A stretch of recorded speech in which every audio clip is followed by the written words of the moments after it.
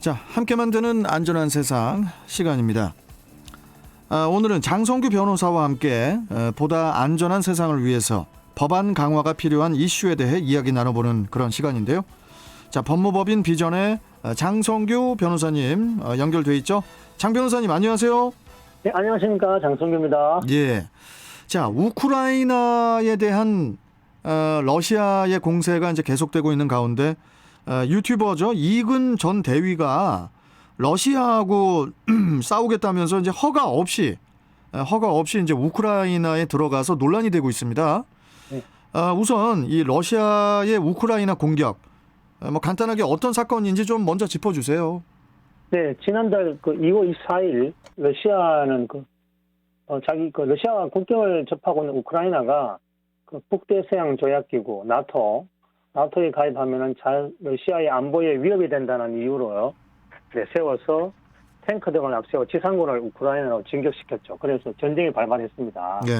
그런데 현재 러시아의 예상과는 달리 전 세계적으로 전쟁 반대 운동이 확산되고 경제 제재라든지 우크라이나 대통령 젤렌스키를 중심으로 한 우크라이나 군과 국민의 항전으로 개전 초기 예상과는 달리 장기화되고 있고 안타까운 것은 민간인 사상자가 많이 발생하고 있어서 그렇죠.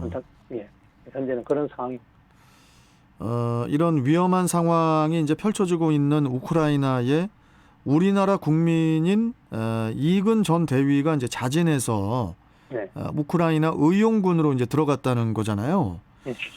자, 이근 전 대위, 뭐 전에 이제 대위였다는 거죠. 이근 전 대위, 이 사람이 대체 누구길래 이렇게 이제 전쟁통에 제 발로 들어갔나 궁금해하시는 분들 많으실 것 같은데 구체적으로 어떤 사람입니까? 예, 해군 특수 전전단이라고 우리 일반적으로는 UDT라고 그러죠. UDT 대위로 전역했던 경력이 있고요.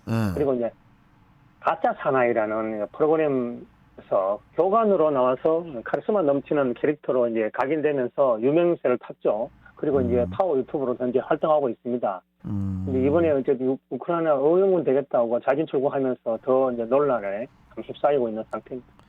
지금도 위험천만한 상황들이 펼쳐지고 있는 우크라이나에 이렇게 그냥 국민의 한 사람이 그냥 자진해서 입국을 하는 게 이게 가능한 건가요? 이근 전 대위가 대체 어떻게 우크라이나로 들어가게 된 걸까요, 이게?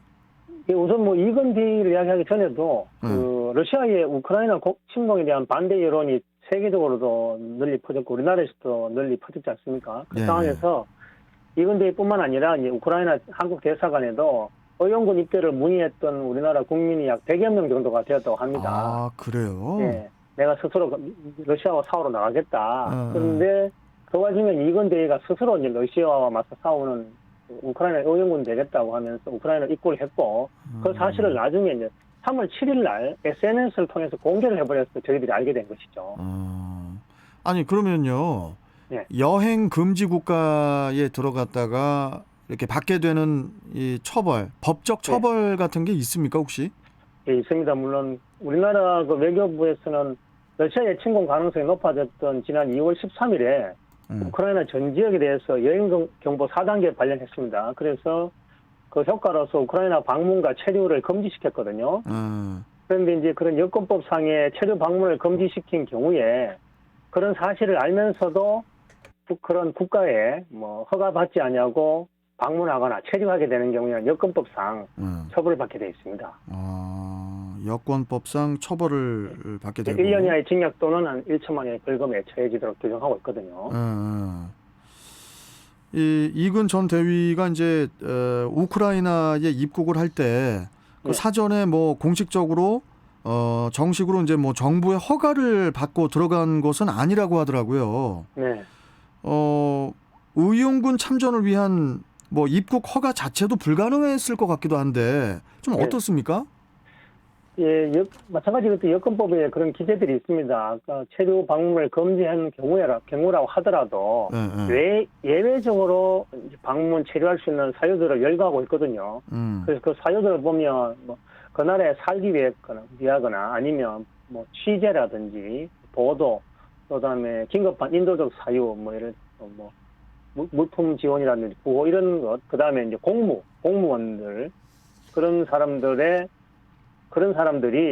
그런 목적을 이유로 여행하는 경우에는 외교부 장관이 여권 사용을 일시 허가할 수 있거든요. 그렇죠. 그런데 그 여권법이 정한 그런 예외 사유 어디에도 전쟁 참전 목적의 여행을 그렇게 규정한 적이 없어요. 그건 허가 대상은 아니라고 보이고, 그러겠죠. 또 뭐 외부에 알려진 바로도 이건 전 대위가 입국 전에 뭐 자기가 우크라이나에 입국하려고 하는데 어떻게 해야 되냐 이렇게 뭐 외교부에 문의를 했다거나 뭐 허가를 요청한 적은 없다고 합니다. 지난 16일에 이근 전 대위가 뭐 한국으로 돌아왔다 뭐 이런 소식도 전해지기는 했지만은 만약에 계속 우크라이나에 남아서 이번 전쟁에 참전을 하게 될 시에 받게 되는 처벌, 네. 그런 처벌은 또 뭐 이렇게 달라질 수 있게 되는 건지. 달라질 수 있습니다. 아까 여권법 위반도 문제되지만 지금 현재 우리나라 헌법에도 사전죄라고 해서 좀 생소한데요. 개인적으로 뭐 전쟁을 한다는 이런 의미겠죠. 국가의 선전포고나 전투명령이 없는데도 일반인이 뭐 개인적으로 자기 판단으로 함부로 외국을 상대로 전투행위를 해버리면 사전죄라고 해서 처벌 조항이 있거든요. 사전죄. 예, 사전죄. 예. 개인 사자가 들어가겠죠. 예. 그런 부분도 지금 문제가 되고, 또 이제 만약에 이건 대위가 그 외국에서 우크라이나에서의 전투행위로 만약 러시아군을 살상한다거나 이런 경우에는 국내법상은 또 처벌받게 되어 있거든요. 복잡해지겠죠. 예, 현재 이건 대위가 만약 참전 후에 입국하게 되는 경우에 법적인 논란이 아마 많이 벌어질 것으로 이렇게 보입니다. 지금 뭐 이근 전 대위의 이 우크라이나 입국 소식을 듣고 온라인에서는 이제 뭐 갑론을박이 벌어졌다고 하는데요. 어떤 의견들이 지금 엇갈리고 있는 건가요? 예, 이건 대위의 이 행위, 누군가를 도우려는 선한 행동, 그래서 이런 의원군 지원 행위를 지지하는 의견이 조금은 더 많은 것 같습니다. 그런데 굳이 국내법까지 위반하면서 무단 입국하는 게 맞느냐? 그건 도를 좀 넘은 것이 아니냐는 의견도 상당수 있기는 합니다. 그런데 이제 이건 대위 본인은 입국 후에 뭐 처벌을 감수하더라도 자신이 우크라이나를 돕는 방법은 이것이다라고 판단한 것이 아닌가 이렇게 보입니다.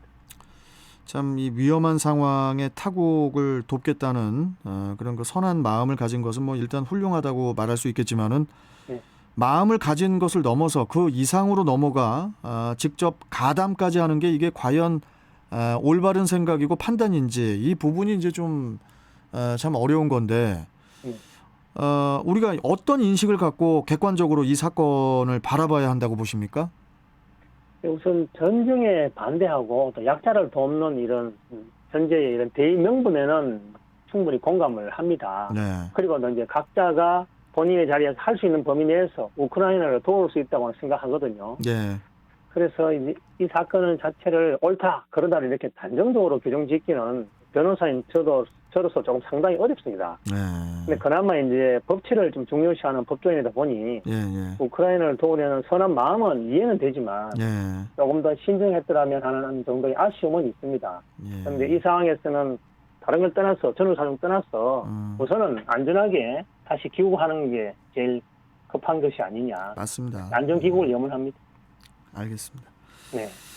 자, 여기까지 오늘 말씀 듣고 또 다음 시간에 뵙겠습니다. 장 변호사님 고맙습니다. 네, 감사합니다. 자, 법무법인 비전의 장성규 변호사 만나봤습니다.